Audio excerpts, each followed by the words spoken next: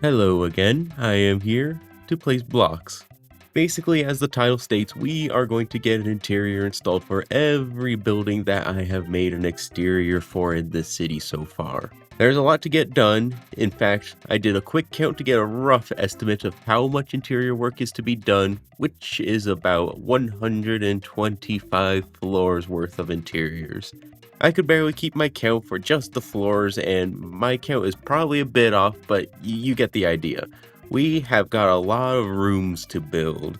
Before getting busy with all of these interiors and probably regretting my decision, I'd like to start with the interior on this specific building right here, because this one, I believe, will be my best example for my build process going into these interiors, and also to set your expectations with the strategy I'm going to be using to pretty much not spend a week per building if it's a bit taller, as well as exemplify the level of detail I will be putting into these. Better explained with an actual thing to look at, and to do that, get this, I need to build an interior. I have no idea how an interior time-lapse looks, so let's watch a potentially weird time-lapse.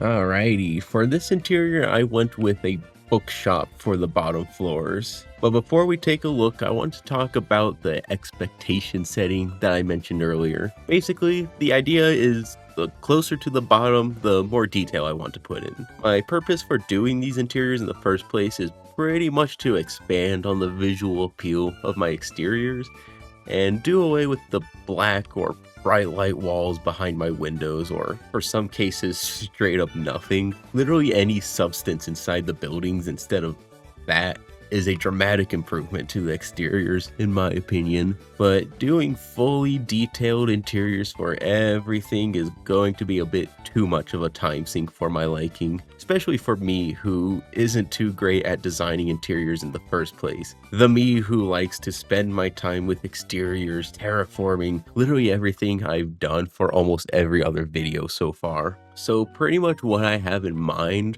for each building's interior are 3 tiers of detail. First being the major tier, which are ground floor interiors, what you'll primarily be able to see as you walk by from the sidewalk or roadways in the city externally, where you can sort of walk in and take a look around. These interiors I'm going to put my full effort into detailing and designing, and for this building it is the first 2 floors that follow this style. The next tier are what I'm calling minor interiors, which are interiors where you can still get a glimpse inside from the outside, enough to be worth putting a little something in there but not full detail worth of designing in there.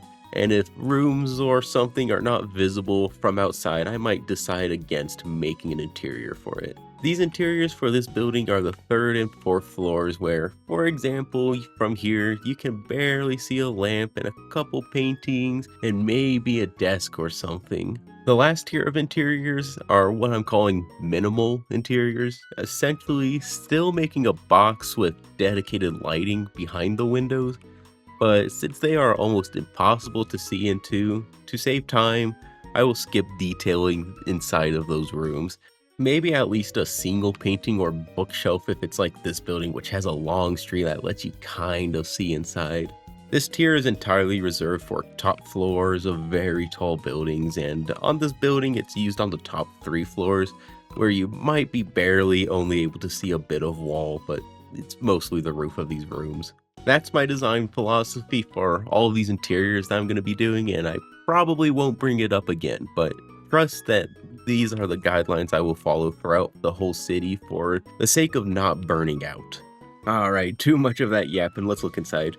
Like I said previously, this interior is pretty much a bookshop with a nice open 2nd floor balcony. The 1st floor being reserved for random book themed junk, books and quills and ink sacs I guess. For filling these shelves with junk, I use a data pack that simply lets me turn item frames invisible. So behind the lines of shelving and the service counter, we can go upstairs where we have a lot more actual books for reading purposes available to purchase, with a bit of a lounge space by the windows. Up to the 2nd floor, we have a simple hall, with an office room, storage room, and a big boss room, all being pretty much office space for the business below.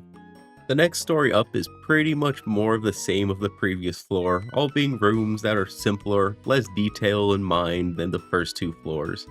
Next floor after that and the rest of the floors going up are essentially empty, besides the walls to separate rooms and some lighting.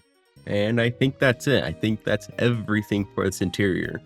Very brief, honestly, considering how much pre-explanation I had to make. We are gonna get every interior around here done, hopefully in this video. I think what I am going to do is I'm just gonna go and get them all done, do a couple replays, and pretty much make a sequel to my first city tour video, just showcasing some interiors instead.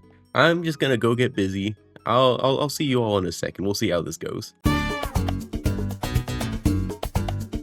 Okay, hi again. So, small change of plans. Basically, you know how it is. Sometimes life happens, and when it happens, it kind of takes you out hard. Life happening plus also picking up a nasty sick made it too difficult to get anything done over here, so I decided in order to keep up with my schedule that I'm already behind and late for, I would basically get the front half of interiors done for this video and split this project into a two-parter. I was a little concerned this would happen already with a very high expected workload and, like I said, over 100 floors worth of interiors that heavily stretch my brain creatively, all already making it hard to hit my self-imposed deadline. And now with unexpected issues, yeah, this is where we're at.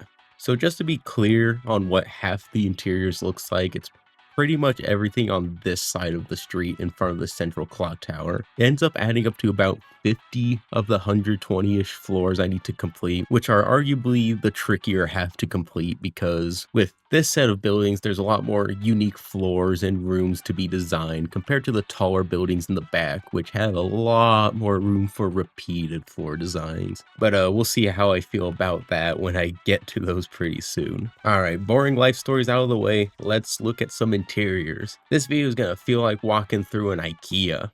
So we will start at the same building this whole project started at. This blue home right here, and subsequently the whole line of these three buildings together. I'm not going to put much focus at all on exteriors for the sake of not being redundant. You'll have to check out my original tour for that one. That being said, let's take a look inside. This is a very simple interior, bit of a common style across the city because it's a city. There's a lot of generic, simple shops. You got shelves, you got a checkout. That's all you need. Up on the second floor, we have the residency of the shopkeeper and, yeah, I think you kind of tell this is the first interior I did for today's project. It's kind of sad in here and the color palette's kind of weird. I like the idea with the room split, but the table and the desk they aren't doing it here. Let's move on. I'll redo this one later. This one is very interesting to me.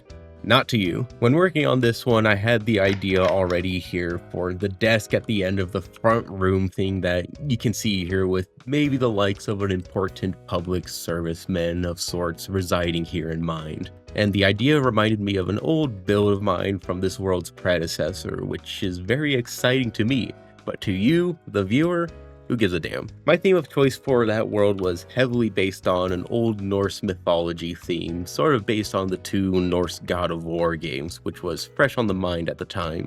And one of my favorite builds I have done is simply this interior hall, which was the office for an Allfather, Odin type character. All that backstory pretty much doesn't mean anything to you, but I thought it was fun to share. So then, with this interior already being similar to that old interior, I decided to pretty much rip various elements from that build and shove them into this building. First, the desk, not as grand as the original, but still a good, fun, big desk for the big man to use. Upstairs, we have the weird indented bed thing.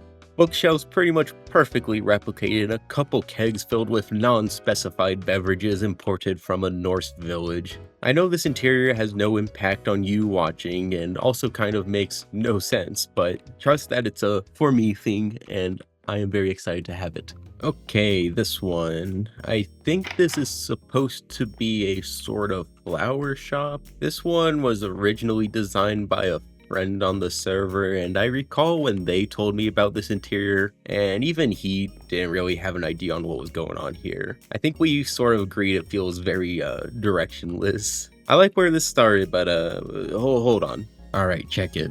Pretty much all I did was refined and cleaned up the idea that was started here. First, a more shop-like first floor with a clerk counter, some shelves with a few plants, plus general vegetation vibe blocks and a sort of work table in the corner. Up top is a lot more open and cleaner with a shelf full of planting pots, and instead of greenery running wild, I went with some hanging pots with flowers with a structured roof built for the hanging vegetation that is also coming down. Before continuing down, we need to quickly take a look down this way for these purple oddities. First through this entrance is another small, simple, generic shop, and up the side entrance, oof, geez, watch your step. You can tell this is where things started here. Up these steps is a small office. To me, it feels like where a lawyer might be running a very small-time law firm or something. Nice view. Back this way for this building. Basically, a weird looking building gets a weird store. We got a lamp store.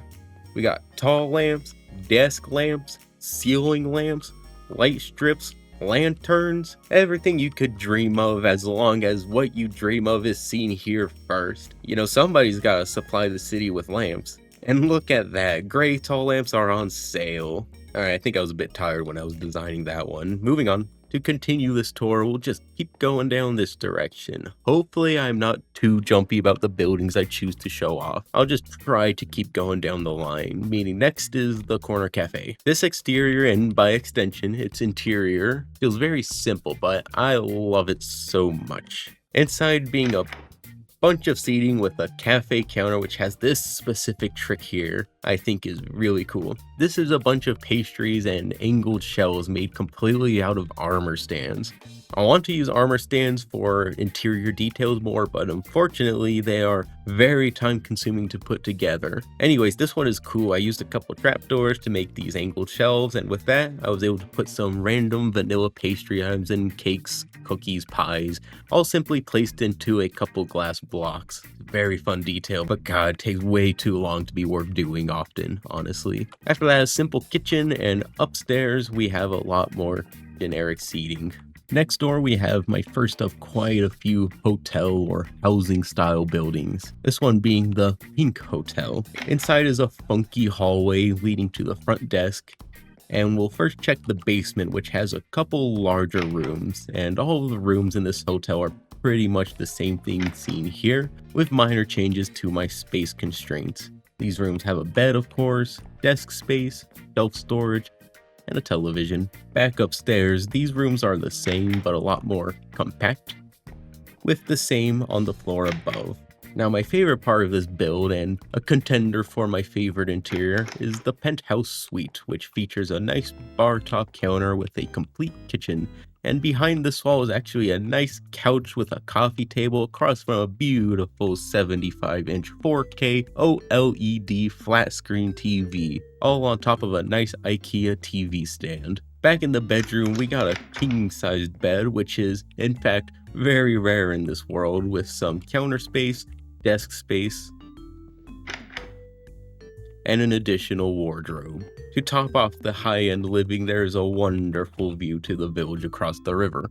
Yeah, even that was too out of budget for me, and it's my own fictional world. I'm going to save this one for last. These buildings here probably have the weakest interiors just from the fact they hold the smallest spaces in the city. I edited the yellow building's exterior a bit to look a bit better, and for the interiors we'll start up the rocky path for this room, which is pretty much way too small to do anything, so I put in a little desk and a ladder to access a single bed and a bedside table. This one's a little fun actually. It's a little fast foodish style restaurant, pretty cozy in here. And the yellow house, we have a very nice homely interior. Small kitchen with a dining table in the front, a small bedroom, and upstairs room for lounging, a big couch and a flat screen. It's very cozy in here despite the yellow walls. Ooh yeah, let's do this one. This one has one of my favorites, but it's in the basement floor. First we'll look up top with the first of what will be a few nice restaurant style interiors. Past the hostess stand, it's very bright in here and feels rather homely, especially to match the homely exterior. Pretty much just loads of seating, and upstairs we got more seating. And in the back, a pretty big kitchen to work in. Now for the fun interior, we go down the steps to the basement where we got a tight, low ceiling bar with some booths to the right, our main bar counter, and towards the back a pool table and a little arcade with some classic arcade cabinets. We got Donkey Kong over here, and Pac-Man here. This one is Galaga, and of course, we got Dig Dug. Behind us are a couple pinball machines using what I believe is a very old school Minecraft design for these things. And I haven't checked if we have an updated modern way to build a 1x2 pinball machine, but I like how these ones look. Then a very crammed in vending machine available. The vibes in here are immaculate, and I'd love to be here, but this is a virtual block game, unfortunately. Okay, this one's pretty cool. As you can see from just walking up, we have a couple display mannequins for a clothing shop inside. This is the only other interior I decided to use armor stands for detailing because look at it. We got many racks and hooks of shirts and pants, plus the posed armor stands at the display window. Once again, time consuming, but this one wasn't too bad actually, and I like what it did for this interior, which features 2 racks, one with pants, one with shirts, and a bunch of hangers with more shirts, random storage shelving, and some super private privacy stalls. Okay, this is as far back as we are going to be going this way. The generics will be included in the part 2. So to continue our tour, we are going across the street first with this sort of tucked away, easy to miss blue shop, which to me feels a bit like a gas station store. Random variety of junk available to purchase, but overall it's another pretty standard shop. Next we have a pretty boring budget hotel style building which holds a pretty boring budget hotel. One of the few examples of major minor interiors, whatever I called them earlier, because the first floor here is a pretty decently fleshed out hotel lobby. And up the stairs, the first few floors here are the same pretty shallowly built rooms. Being very small in here isn't helping, but by the time we reach the top floors where you really can't see inside from an outside perspective, it's just some empty rooms up there. Okay, this way now. We have the open window, quick food, whatever restaurant, plus the cool corner grocer rounding the sidewalk. I believe I mentioned my distaste of the exteriors on these two in the first tour, and I have since gone in and redone them, gave them both a 3rd story and gave them both a bit of extra depth. I'm sure I'll remember to include a before and after or something, but that's not what we're here for. Let's look inside the open kitchen. Yep, it's an open kitchen. And before we go to the grocery, we have to come around back through the alley where we have access to the upper floors, where I decided a couple office spaces would be nice, where we have a conference room, and with access to the building over, there are some office desk space. The next story up is a duplicate of the floor below, but this hall has access to another building. Yeah, this interior spans 3 buildings. All it has though is simply more office desk space. Is that a dinosaur? I keep placing these paintings with the new designs on them and I haven't even looked at what's on them. Alright, back down for the grocer. We got some shelves using invisible item frames, again to fill them. Some fridges, freezers, cold product storage, and a couple produce stands with some pumpkins, the raw iron which I thought kind of looked like a bunch of potatoes or something, and the other holding some watermelon with a few good old canned beans blocks, my favorite. Next we're gonna be going back across the street inside the shamelessly stolen Lego restaurant. It's a much fancier restaurant compared to the previous, featuring outdoor seating. Inside I really reinvented the wheel compared to the last restaurant. We have a bunch of seating, but this time with banners to look like nice draped tablecloths. Back through here is our kitchen. And out this door, we can take the steps up to more outdoor seating underneath the vegetation roof. Behind the sliding glass door, a couple more seats with a fireplace the chimney is attached to, and a ladder to the 3rd floor which holds some more storage for the restaurant. Next we'll be going down the alley this way for the next interior, because I want to quickly note this interior right here is a subway station for a completed underground subway platform.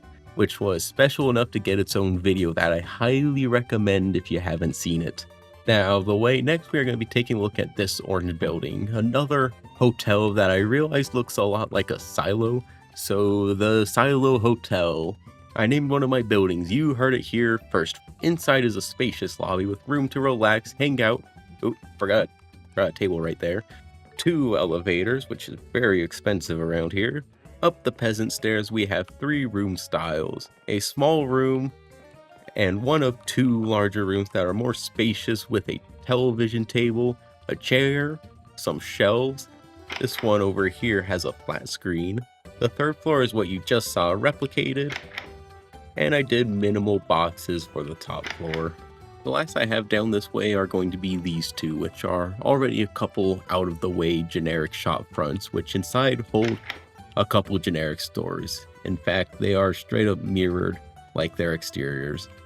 Not much to say here. Alright, last interior to show off. I saved this one for last because I think I ended up putting a lot of love and excitement into this one. This is another one my friend attempted, but it didn't make it far because, at least in my opinion, that might not be at all why he stopped. It's a small space that's definitely difficult to fill, but there's still enough room to where you can really flesh out an idea, unlike other interiors I've shown today where it's really tight inside, making it difficult to put real detail into.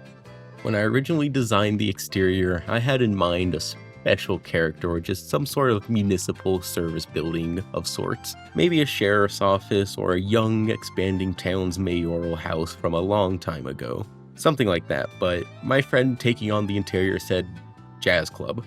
First I was like, you sure? Of course, with what I just said in mind, but as I thought about it and evaluated the space and the attempt that was made, I ended up being very inspired to pursue the jazz club theme. Maybe the story goes that it was an old sheriff's office or young expanding town's mayoral house still from a long time ago, like I said, but a lack of care for historical value has created this exterior that doesn't really reflect its current day interior, especially when you step on the balcony and it feels homely with an old rocking chair. Okay, enough backstory, let me show you what I have done. I decided in order to be efficient with my space, I would split up the jazz and the club between floors. With the floor we are on now having the club, featuring a big round bar counter at the center with some table seating at the side. It almost feels like an old western bar in here with the dark lighting, low ceiling wood chandelier theme going on, and orange color palette. Alright, let's look at the fun stuff now up the stairs, but before we reach the top we are going to take a detour to a little dressing room, or green room depending on how you view it, for our musicians, with some lounging space, a small practice piano, and some vanity desks with mirrors. Alright then, let's look at the top. This staircase dumps you at the back of a complete theater with tiered seating towards the back and cabaret seating besides the stage, which has a grand piano available with space for other musicians. I thought the big window made for a fun background, and of course, that natural light typically is not preferable for most shows, so there's, as you can see, plenty of red curtains available for whatever configuration the performers would like, and some speakers I guess. Yeah, I think this interior is a lot of fun. I have a lot of love for theaters like this one, and I'm excited to get one in my city because from the scale of this point in the city, there's almost no space for one, and the excitement for this one literally came out of nowhere. It's easily my favorite interior I've done so far here. Okay then, that's going to be it for this set of interiors. This video ended up being a lot more of an effort for me than I expected, but hopefully the next half will include less personal garbage and I'll just knock them out. That being said, do look forward to part 2, which should be coming out very soon, or if you're watching this later, maybe it's out already. I think I've been able to get into a real groove with these interiors, and you know, the next batch I've got to do I have a lot more space to put more detail and effort into, which I am excited about. I've got a lot of grind to get done between getting this video out and some more interiors, so I'm going to get busy, and I will see you all later.